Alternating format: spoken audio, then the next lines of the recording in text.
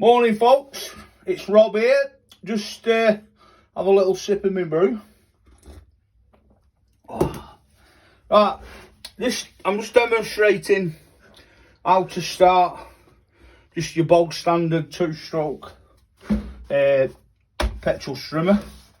This is a McCulloch B26 and it's made in the same factory as Husqvarna.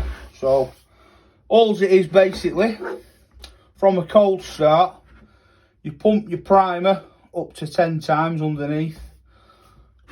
Then you've got your choke on full. Make sure your engine's on. Hold it on a nice flat surface or on floor. And then just give it a pull.